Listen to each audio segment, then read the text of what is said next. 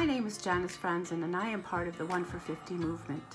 We desire to equip people just like you to reach, disciple, and empower the next generation.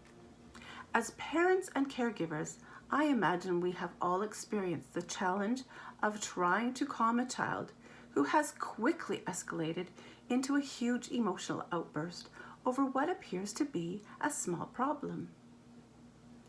Sometimes we feel with exasperation that a child's disruptive behavior is a daily event. We hold our breath waiting for the next explosive reaction to any incident, big or small. So how do we as parents and caregivers deal with these big feelings in our little ones without losing our own patience? I believe because God has uniquely designed and wired our incredible brains, there is a way to support our children and ultimately teach and equip them with emotional and regulation and control skills. Let's imagine some possible reasons for an emotional outburst. Perhaps your child complains a sibling has broken one of their favorite toys, or you have said no to their request for a treat from the store. Perhaps you've told your child they must finish their chores before they will be allowed to go outside to play soccer with their friends. It is reasonable to expect any number of daily circumstances might trigger an angry emotional reaction in your child, in spite of your best efforts to firmly and reasonably try to work through the problem. What is essential for us to understand is that our children's ability to control impulses, to calm their very big emotions, and to make good decisions are skills that must be taught. In addition, we need to accept that the part of the brain that does this hard work doesn't fully develop until the mid-20s. Therefore, the role of the parent in patiently teaching these skills is critical to the child's development.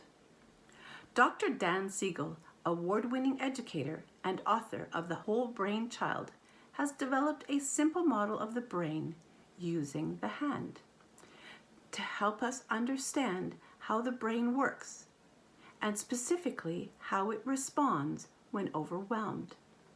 This model, often referred to as flipping your lid, helps us understand how to support our children with their big emotions.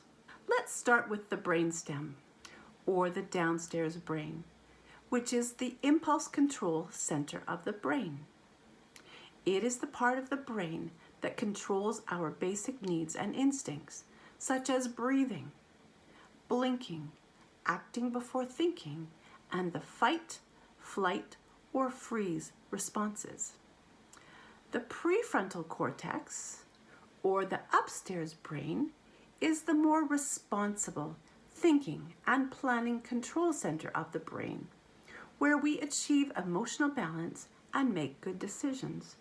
The upstairs brain helps us to calm down because it is the problem-solving part of the brain that enables us to think wisely and to make good decisions.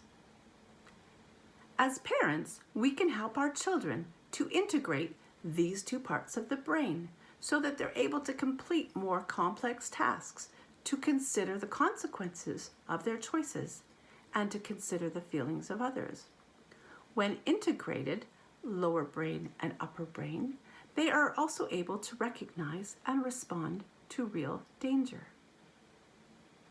When your child gets upset, the amygdala, or the control center of the brain, where our memories and emotions are processed and stored, represented here with your thumb tucked in the middle of your palm, reacts.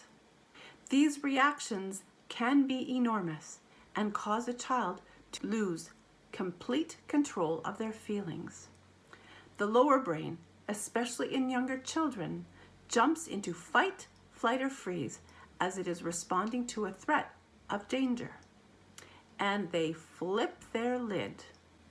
In other words, the upstairs brain is no longer connected to the downstairs brain, and the child is unable to stay calm. In this moment, we have an opportunity to support our child and to equip them with the skills necessary to move from the place of flipping their lid and disconnection from the upper brain to reconnecting to the upper brain.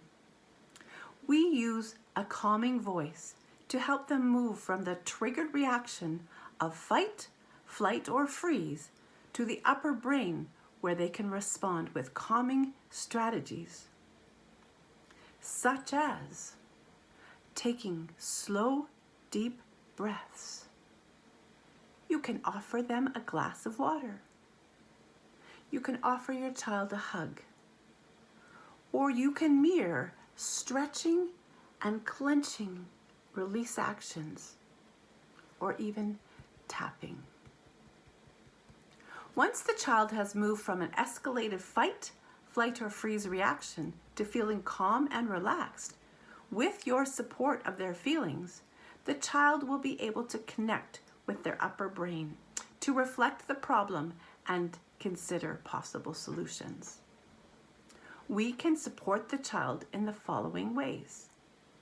We validate their big feelings. We say, I can see you are very upset with your brother for breaking your favorite toy. We can empathize with their strong emotions. We can say, you must be very angry and frustrated. And we can continue to support the child with teaching and gradually fade our intervention so that they are able to reflect on the problem and consider possible solutions. We can ask, what do you think you can do to solve this problem? For many of us, the practical application of calming a child's big emotional outbursts using this approach can feel unfamiliar and even undisciplined. However, I would encourage you to consider the benefits of equipping your children with skills to regulate their emotions and think critically about consequences and making wise choices in the future. In my experience, I have found the more often we work through this process with our children when they are out of control and provide them with these skills, the less often we will experience the occurrences of emotional meltdowns, and the more equipped the child will become at controlling their big emotions. It just takes patience and practice. Thanks for joining me. For more resources to help you reach, disciple, and empower your children, go to our website, www.1for50today.net.